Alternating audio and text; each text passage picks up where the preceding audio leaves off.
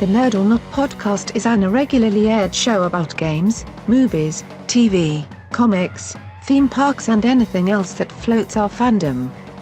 And now, here's your hosts, Jay, Bob, and Corey, the Creighton's Guild. And now we are back from the break. This is the Creighton's Guild podcast. I am Archibald Sphinx, and we are going to talk about the cinema. Anyway, so we are going to, as Archibald Sphinx, I think his name was, said, we are going to talk about the cinema. Mm-hmm. And we, guys, there are going to be spoilers aplenty here for Infinity War. Mm-hmm. But seriously, at this point, $974 million worldwide. None of you haven't seen it yet. Or show of hands, who's seen it twice? Yeah. No, I haven't seen it twice. I've only seen it once. Oh, just me then? Well, that's good, Bob. I've been waiting to pull this joke off, and it only works on YouTube.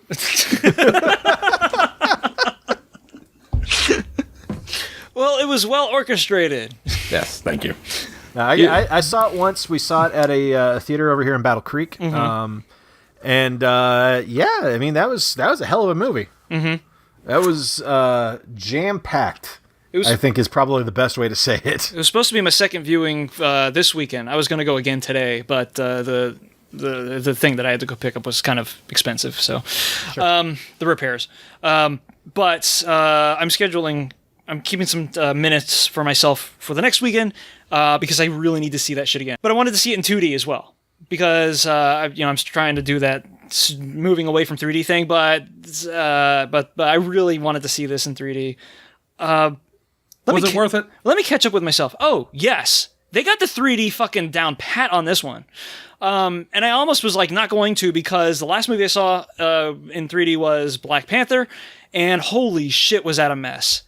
There were so many close-ups of people with like mouths agape where whatever 3D camera technology they were using betrayed that image was that I was like, this is fucking close to grisly. I don't fucking want to look at this anymore. Well, I know that I don't know about Black Panther, but I know that Infinity War was upgraded to 3D. They didn't shoot it in 3D. It didn't suffer any for it. I can tell you that much. Maybe they knew what they're doing. Yeah, I hope so. Those guys are... these are the Russos, right? Yep. Yeah. Holy crap. You want to talk about Cinderella stories? They came from, like, I would say, pretty irresolute obscurity to becoming these, I don't know, legitimizing the living shit out of cross-media adaptations. Well, they're the shepherds of that universe now that Whedon's gone. You know, it's theirs. Yeah. So it's... But there was the announcement that Whedon wouldn't be working on Infinity War after Civil War landed, right? I think it was after Age of Ultron. Age of Ultron? Yeah. Okay. Either way, it was after Winter Soldier. And when they announced who was working on it, I was like, you know what? That's a good trade. I'm fine. Yeah. Let them roll with it. So we're about a little over a week out now from its release because it released last Thursday. Mm-hmm. It has made almost $1 billion in 1 week. Yeah. I want to say I'm surprised by that, but like I would be very shocked if it wasn't at this point. I'm kind of surprised because whenever you talk to people about Marvel stuff, the topic of cape fatigue will inevitably come up. It comes up, but how many people are saying that because they're film auteurs or, you know, people who just want to see something that's different in the cinema now? But you know what? It's not, the general public doesn't agree with that. Mm-hmm. Well, clearly. You know, it's Wonder Woman made $890 million. Mm-hmm. Black Panther made $950 million. Yeah. Avengers is going to cross $1 billion probably Tuesday. Now. You know, there's no such thing as cape fatigue. If there's cape fatigue, it might be from studio execs being like, God damn it, we got to shell out another $250 million for this fucking movie. But I guess we'll be okay. Or when they interfere with movies. Yeah, I guess we'll be okay. Well, we're not talking about DC. Yeah, we'll be okay with our $900 or $750 million return on investment next week. Yeah, you know, it's. I mean, and speaking in terms of demographics, it's usually not like any fan people that I talk to. It's normally like the ones who could take or leave this shit. You know, because then they'll be like, yeah, I saw Black Panther, but I'm going to hit the brakes on this. And then they go see it anyway. Yeah. So, yeah. It's amazing. It's really fun to say that you're tired of superhero movies. It's another thing to actually be tired of them. And if you are, hey, that's your thing. Yeah. I'm not going to fault you for it. It's not for everybody, but I'm going to take every single one of them as I get them, and I'm going to have fun with it. So let's talk about what we liked, because it's going to be a far more interesting discussion than what we didn't like. Well, probably reverse, but I think what we didn't like is going to be a far... I'm more interested in what people didn't like, because I want to know about... I'm still kind of like on a high from that movie, and I saw it a week ago. Because is it fucking good? So let's talk about the really good stuff right off the bat. As I think you both know, not a huge fan of Thor Ragnarok. Didn't really care for the movie. I liked the characterization, but I thought the movie was kind of boring. Didn't really do anything for me. Really glad that they maintained the characterization of Thor. Yeah. And didn't try to rewrite him and make him kind of stupid Renaissance Thor. Yeah. He can't recognize that Rocket Raccoon isn't a rabbit. It's... Well, they don't have raccoons in Norway. I'm pretty sure they do. Or Space Norway, I guess. Or where the fuck they come from. Maybe not on Asgard. That's probably accurate. Yeah. But I really like that they kept that. There is one thing that I did not like that I want to bring up right now. Where the fuck was Korg? Hey, mate. Made of rock. I'm kind of the leader here. Really wanted him in this movie, and he wasn't there. Yeah. I want to know what Korg and Meek were up to. And there's rumors. There's rumors about Korg. Not Valkyrie, thank God. Valkyrie was like my standout from Ragnarok. Valkyrie was my second favorite character in that movie. Yeah. I didn't think about that until just now. Valkyrie. Yeah, we didn't see her on the ship. Didn't see Valkyrie. We didn't see Korg. Yeah. We didn't see Meek. We didn't see... Meek probably got sat on by Ebony Maw or something. Yeah, so all of those characters that were introduced in Ragnarok were just kind of like, yeah, no, don't worry about them. It's cool. They didn't show up. According to according to one of the Russos, I don't remember which one. Valkyrie made it off. Okay. Korg, he's leaving up to whoever takes the next Thor movie, which. I guess if you want Korg to be around, that better be Waititi. Korg best fucking be around. Yeah. Because if I don't hear a, hey, man, in the next movie, I'm going to be so mad. I loved the Guardians in this movie. For the most part, there's a couple of things I didn't like about the Guardians, but that has kind of become the consistent, I don't like this about the Guardians thing.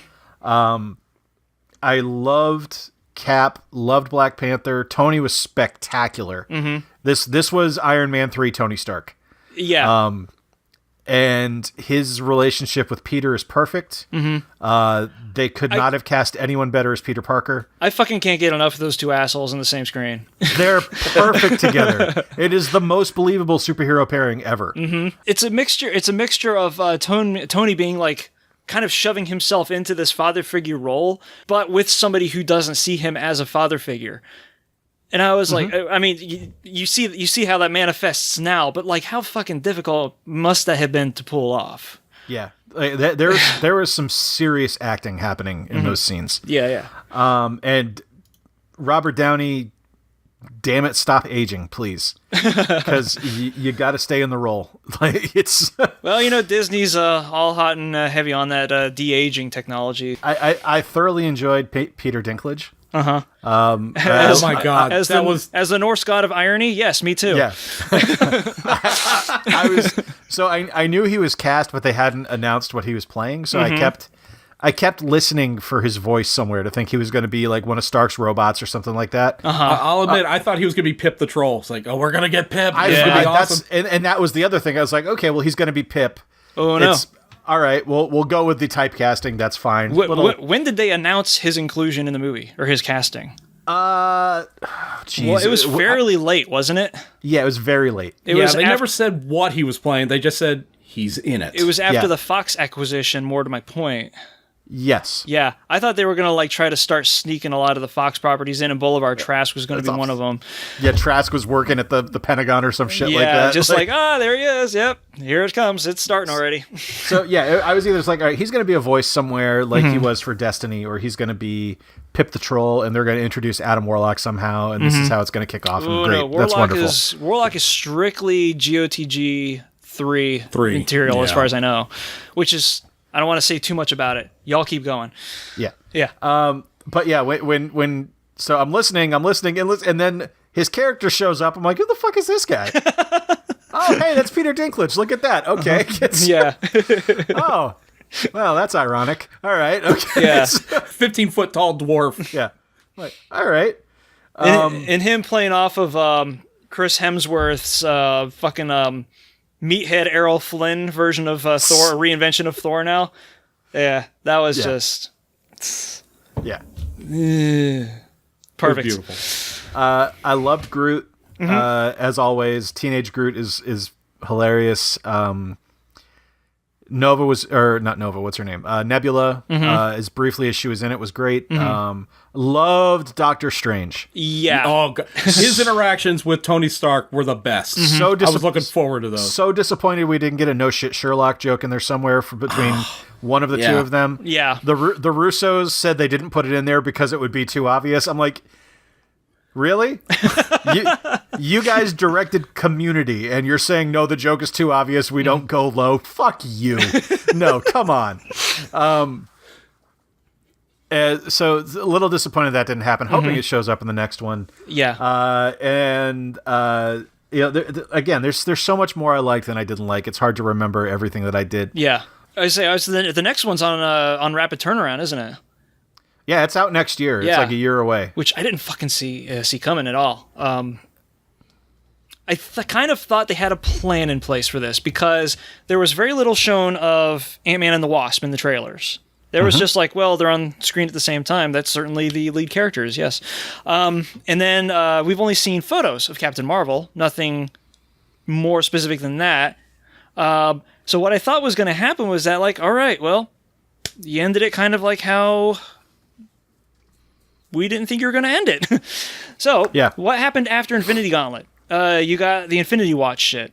You got Adam Warlock. Well, in the comics, but I have a feeling that just forget about all that. That's kind of what I thought they were going to do, though. I mean, I knew they'd have to like do the next. They would have to reconcile these plot points before Spider-Man happened, which was supposed to happen next year anyway. So I was like, oh, I wonder how that's going to work out. But I thought they were going to like get all of these storylines wrapped up piecemeal in each of the other franchises' respective movies, and then that's how it would get resolved, and then they would continue as business as usual. I didn't even know there was an Avengers 4 happening. Yeah. But and they haven't even released the title for it yet, because I remember hearing something that they didn't want to release a title. Yeah. Because originally it was going to be Infinity War Part 2, but they decided to axe that, and they're going to give it a title a little bit later. They're going to announce it, and because there's something about the title that would spoil something about this movie, that's why they haven't released it. Well, I think that was the Russos. That was the Russos saying that, like, okay, we told you this wasn't going to be a 2-part movie. We're not lying, mostly.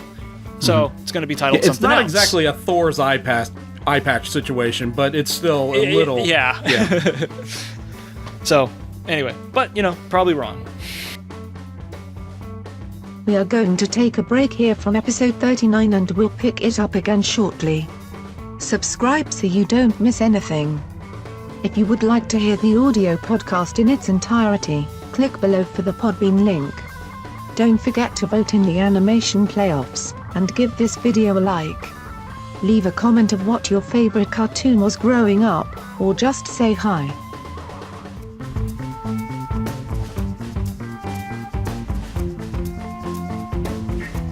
She requests I call her Kamosabe instead of Kimosabe. Damn it.